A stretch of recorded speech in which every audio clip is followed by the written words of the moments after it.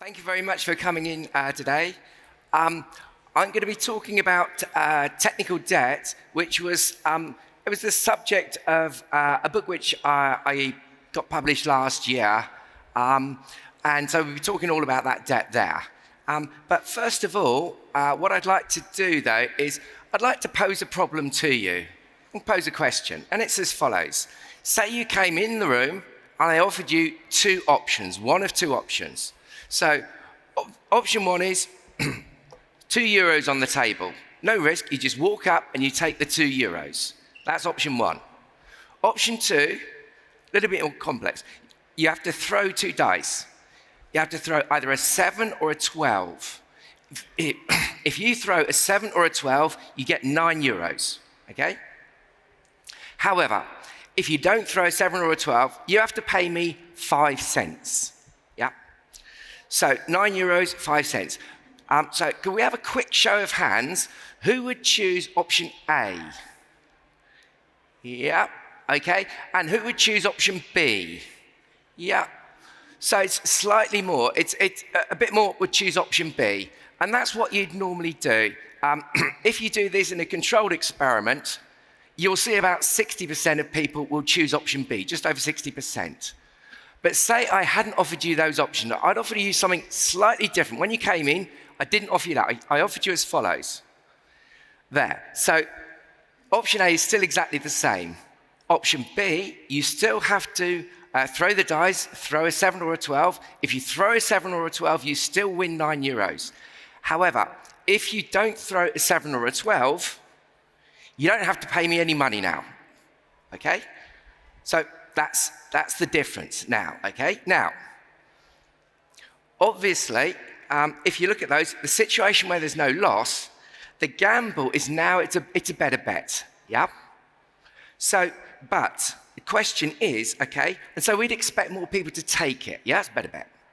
But the question is, how many more people? Because what difference will 5 cents make? 5 cents in €9 is not very much. Yep. However, going from 5 cents to 0 could be a big difference. Yep. So, what would we expect there, really? Okay, we'll have a look at that now. So we're expecting there'll be some difference there, and it should be more attractive. In fact, this is what happens. Okay, and this is a hugely surprising result, okay? It's a big difference, yeah, enormous difference than before. So that 5 cents has made an enormous difference. But it's astonishing because it's in completely the opposite direction. So removing the 5 cents loss, rather than making the whole gamble more attractive, has made it a whole lot less attractive. Okay, now, question is, why is this result important? And it's important because it's highly relevant to technical debt. And why is it relevant to technical debt? It's relevant because technical debt is not a technical problem. We often think it is, yeah? And it's even got technical in the name, but it's not a technical problem. Technical debt it's a trade-off decision, or it's a result of a consequence of making a trade-off decision. Yeah, that's all it is, yeah? Where we trade off debt for getting something in return, like an additional feature or earlier delivery or something like that. Yeah. So often I go into companies and they say, oh, you know about technical debt. We've got too much technical debt. And then, of course, then you have to ask, well, what do they really mean by this? And essentially what they must mean is, if technical debt is a trade-off, it must mean they've made some trade-off decisions which they now regret. So that's what technical debt really is. Yeah. Okay. So we made some decisions we now regret. Okay. So the question is, how do we make trade-off decisions? And, what's this got to do with our gambling problem? Well, it's got the following. This is a trade-off decision, and the other one is a trade-off decision as well. Okay. But in this one, we get a completely unexpected result. And so what this is telling us is we don't really understand anywhere near as much as we think we do about how we make trade-off decisions. Yeah. So how do we make trade-offs? Do we calculate them and work them out like that? We might think that we do, but we don't. what we actually do is we use our emotions. Yeah. Now, my elder daughter, at one stage, she owned 35 pairs of shoes. And I couldn't understand it because I said, you don't do 35 times as much walking as I do. So why do you need 35 pairs of shoes? But you can understand that if you go into a buying situation or a decision-making situation like this, and you carry in too much emotion, or you carry in the wrong sorts of emotion, you may make decisions that you later regret. Now, I can see some of the guys there, and they're kind of nodding a bit smirky and thinking, yeah, my wife or my girlfriend is the same, yeah? Guys, we are every bit as guilty, right? In fact, worse so, because this costs a lot more than 35 pairs of shoes. Yeah. So, the question would be then, if we make decisions and when we bring too much emotion in, we make bad decisions, what would happen if we took emotion out of that decision making at all? Would we make really good decisions? And actually, the guy who can answer this is Antonio Damasio in his book there, Descartes' Error, where, amongst other things, he studies some people with some damage to their brain damage there, okay? And they've got damage to a particular part of their brain. So actually, on his book there, he's actually got the brain there. There's the eyeball, and it's the prefrontal cortex. So it's the bit just here, just on just at your forehead. And what they found was that these people seemed perfectly normal. Okay, they could be highly intelligent, they could learn things, remember things, everything like this. What distinguished these people was they made completely terrible and disastrous decisions. And when they dug down and investigated and went further into it, the primary reason that they made such bad decisions was that they were unable to attach emotion to anticipating how they would feel about the consequence of the decision they make. And as a consequence of that, being unable to attach emotion, they made really terrible decisions. So if we make our decisions around emotions, what are the characteristics that influence technical debt then in our decisions? So perhaps we can look at that. So remember, it's a trade-off. We're trading technical debt for something else. And typically the characteristics, say early delivery or a new feature are going to be, it's going to be immediate. You get it straight away. Okay? It's also going to be certain. You get this thing, yeah? And it's going to be concrete as well, or as concrete as software ever gets. So that's the feature, yeah? On the other hand, the characteristics of the technical debt, and that means that those things, they appeal very strongly to our emotions, those characteristics. Whereas the characteristics of technical debt will look a bit different, okay? It's something that's going to happen in the future, not today. Sometime in the future, you will have to pay this debt. And it's uncertain. Maybe you won't have to pay this debt. You don't know. And it's going to be intangible. You don't know what you're going to have to do to repay this debt there. So you can see that these characteristics, they may well appeal very strongly to your rationality, but they will not appeal to your emotions. And so because you're making decisions with your emotions, and you're doing this trade-off there, because technical debt, they don't touch your emotions, that's why technical debt is losing out very often there. So the question is then, is there an equivalent or a parallel decision that we can see where we can learn some lessons where on one side there's emotions, on the other side there's rationality? And actually, yes, there is. And it's the take-up of smoking amongst smokers, typically within teenagers. So what our governments found about 50 years ago was they worked out that actually smoking is bad for your health. Yeah. And actually, it's bad for the taxpayer because you've got to pay for all this in health services. So they wanted to discourage people from smoking and taking up smoking. So what they decided was they were going to put warnings on the cigarette packets. Yeah. Now, the tobacco manufacturers, they fought this for years. They fought it in the courts and everything like that. But eventually they lost and they had to put the warnings on there. But they might as well have not bothered. Because actually, when you looked at the warnings they put on there, that warning is appealing to people's logic, okay? It's talking about a potential risk in the future of these potential diseases there. And so it will appeal to your logic, but not to your emotions. Meanwhile, if you look at, well, what are the tobacco industry, what are they appealing to? Very much your emotions there. You know, smoke a cigarette and you can be a sexy cowboy or cowgirl or whatever it is that you want to be there. And so you can understand how the appeal to the emotions was winning out against the appeal to the logic now. Now, in most countries, and our country certainly, that has now changed. So you can't get a cigarette packet that looks anything like that in our country. They all look like this. They're all standard branded, so you cannot tell the brand, or you cannot easily tell the brand. So the tobacco manufacturers cannot touch your emotions with branding. Yeah. Whereas the health authorities, they've learned from there. So they still have the logical message, but in addition to that, they are now appealing to your emotions very strongly by putting up horrific, hideous photographs of damaged body parts that have been damaged by smoking there. And it's not the only reason, but it's part of the reason that smoking in many countries, although not necessarily Hungary from what I see from outside there, has gone down. Okay, so what are the implications for technical debt? Well, it means that if you want to change the amount of technical debt that is being created and destroyed there, you need to appeal to emotions rather than logic. And so you can do things such as you can put things into a story or a narrative. Yeah. Or you can understand that gambling problem that we saw earlier and try and understand why the 5 cents made such a big difference there. You can use things such as Ulysses contracts, or you can make decisions in simultaneous way rather than sequential there. And that's all things that I talk about in the book there.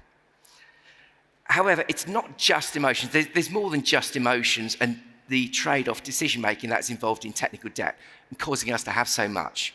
Because often people will know this technical debt that we're about to take on is bad. They know it's bad, yeah? But often they're constrained by their role. So it could well be, if they're the project manager, they know that the technical debt they are going to be putting in there is going to be bad for the organisation long run. But they've got a deadline to deliver by, and they are being measured by this deadline, not the technical debt. And so they will make a decision which is best for that role there, even though they know it's not optimum for the company. And similarly for, say, a product manager, they know technical debt is going to slow down later delivery, but they need this feature now. And so it's this trade-off there. Yeah. So it's people are making decisions not as individuals, but as their role within a system. And so this is important. So you also need to understand how we make decisions in systems and understand systems. And so this is kind of what I open it up a bit further in the book, and I talk about, well, there's multiple layers to this. So here, there's the technical layer, which we're all aware of. There's that trade-off layer there of the emotions. And then there's another layer here about where actually the decision is made inside a system there. And the question is, of course, how much do we know about systems? And actually, we know quite a bit, because pretty well every project that we work on is on an IT system. And we are mostly aware of systems there. If we're working on a big system, we probably are aware of, we'll have someone on the project who is thinking about the problems from a systems point of view. Yeah. But there's more than just that system there as well. There's at least 2 systems.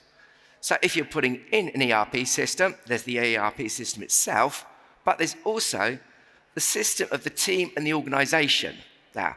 And that's a social system. And there are big differences between IT systems or physical systems and social systems. I'm just going to highlight 2 of those now. So the first is that social systems, subsystems can determine their own goals. They can decide, I have a different goal from the superior system there. Okay? And this can lead to conflicts, and it can lead to unintended consequences. And we'll see that in the next few slides. The second thing is, we don't understand the dynamics of, we don't understand the dynamics of any systems, but particularly social systems there, of how things move through and how things will change something, which changes something else, which changes something else, and has a big effect there. Okay. But we'll go to this first one here of the conflict within systems. So most of us are probably aware that at the beginning of the last century, we had a growing problem in a lot of industrialized countries of increased alcohol consumption and alcoholism. And this was causing a lot of problems, social problems for different governments. And they wanted to address these problems. And so the United States, they decided they were going to address this problem by simply prohibiting alcohol, so banning alcohol. This was prohibition. But what they didn't think about or fully consider was the system within which alcohol was produced and consumed there. So what did this system look like? Kind of looked a bit like this following. In a simplistic way, you had a consumer, and then you would have a supplier there, which would be the bar owner, and they would get their alcohol from a distillery or a brewery or something like that. And so then what happened then was that prohibition came along, and all of that just disappeared. Apart from the consumer, who still wanted to consume alcohol. So what happened at this point? Well, several things happened. One is this is one thing. Is this the bit when the Americans discovered religion? Actually, no. It's when they discovered a loophole. Communion wine was exempt from prohibition. So imagine what happened to the sales of communion wine. Another exception was if you were having a meal and there was a rabbi at the meal, you were allowed to serve wine. So all of a sudden, the rabbi found himself a whole lot more popular, getting invited everywhere. But perhaps the biggest loophole was it was still legal to prescribe alcohol for medicinal purposes. So you can imagine what happened to prescriptions. But even with these loopholes, it wasn't enough to satisfy everyone. So the question is, what happens if you have a demand for something and you suddenly take away the supply? Okay? Anybody that's done economics will tell you, Economics 101, something's going to step in and substitute it there. And of course, what stepped in and substituted it was organized crime. Or actually, what substituted it was criminals who rapidly became highly organized because they weren't terribly organized before prohibition, not on the same scale. And so this was the unintended effect, the unintended consequences. The largest and longest term unintended effect of prohibition was the growth of organized crime in the United States. Okay, the second thing that I talked about there was that you have this dynamics, and we don't understand the dynamics of systems and all these things that are happening within there because we're not mentally equipped to deal with dynamic problems where things change and something over there changes like that. I'll give you an example. So imagine there's a lily pond and there's one lily in it, okay? But it's a very fast-growing lily, yep? Every day it doubles in size, yep? And after 100 days, the lily pond is completely covered, yep? So the question would be, how many days does it take to cover 25% of the pond? Is it 25 days, 50 days, 75 days, 90 days, 98 days, a quarter of the pond? No, it's actually 98 days. And most of us, myself included, I'll hold up my hand, would not get that answer, okay? And that's because we're not used to thinking in terms of dynamic processes like this. All these things of reinforcing loops, balancing loops, you have delayed effects and oscillations, all sorts of complex things. In terms of evolution, we have not been set up to understand this. But we can build models that can actually simulate that, and we can understand it through those. And so I'll give you an example of what you can be doing there for complex systems. And I will use COVID as an example. So most of us are familiar with COVID. Big problem 5 years ago, swept through the world there. And as it swept through the world, our governments are getting very worried. And they're asking these questions. How many people are going to get ill? How many hospital beds do we need? How many ventilators? What should we be doing? And, what are the consequences if we do this or we do that? They wanted answers to these problems. And thousands, hundreds of thousands, perhaps even millions of people, the lives and deaths depended on it. So what they did was they built some models. Our country built a model, and probably yours did as well. Now, this is a very simple model of an infection, an epidemic. Okay, it's called the SIR model. They built far more complex models than this, but essentially there's three states. You've got they're the people, susceptible population, they can get the disease. You've got an infectious population, they've got the disease and they can infect other people. And these are the recovered people who can't get the disease anymore, at least at the moment, while they've got immunity. Yeah.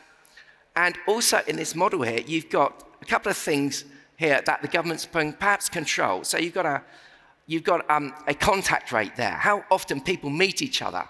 And our governments, they changed that with lockdown rules. And you've also got how contagious it is. And the governments, they had some control over that with maybe masks and social distancing. So there's a couple of things they can do like that.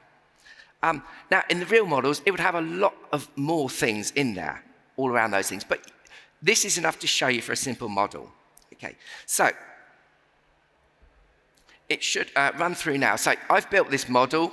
You put the equations in, and basically, then you can run it and see how it runs. So if I change the number of contacts that you will meet each day, and if I put it to, say, 3.5, there's a population of 10,000.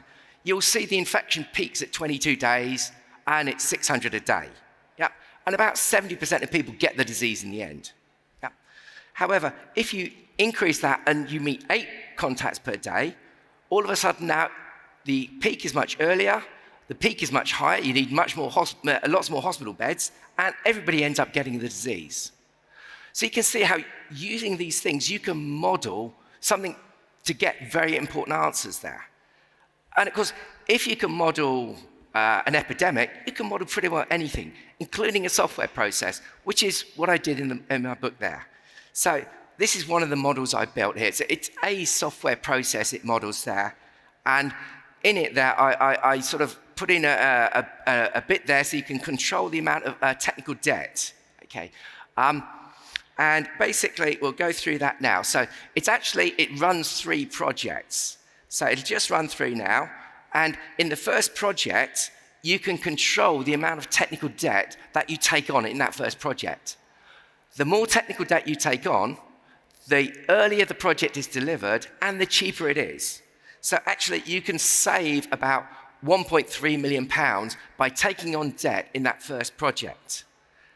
However, then you can see the consequences of those decisions when actually in the later projects it comes through and the total cost for all 3 projects then increases by quite a margin now. So you can use models like this to model things which are very difficult to otherwise do. And I'm using these models for lots of things other than technical debt now, and it's a real area of interest. And I'm doing a masterclass on this later where we build that epidemic model. So if you're interested in this space, please come along. Okay, there's a few other considerations for technical debt as well. And so you can use models like this to explore anti-patterns as well. Yeah, and we can learn a lot of lessons from economics. Economists have been studying problems that are related to what we have for a long, long time. Okay, and you can understand wicked and tame. You need to understand wicked and tame problems. So a tame problem is where there's an agreed solution, like chess. Yeah, you know who's won. You've got some rules. Everyone agrees it. A wicked problem is something like global warming or climate change or technical debt, where there's no clear solution. You may not understand the problem until you've got a solution. A whole series of things like that. Yeah. So that's wicked and tame problems. And then you can build some workshops to create a sustainable solution. Okay, so technical debt then, it's not a technical problem, okay? It's a problem around trade-offs. Trade-offs made by people inside a system, and they're reacting to that system. So you need to understand how your mind makes trade-offs and how systems affect your decision-making. Now, it's a widespread and significant problem, but you can address it with a targeted approach. So, if you're interested, please do contact me about this, or if you've got more interest, go out and buy the book, actually. I could do that because I haven't owned out my author's advance yet. I still owe the publisher some money. But other than that, thank you very much, and I look forward to questions. Great. Thank you. Thank you very much. And yes, we do have some questions. We will show it to you in just a moment. The first question will be really fun to read, I know already. Oh, sorry. Well, maybe I can use my phone then. Just a sec. Oh, no, here it is.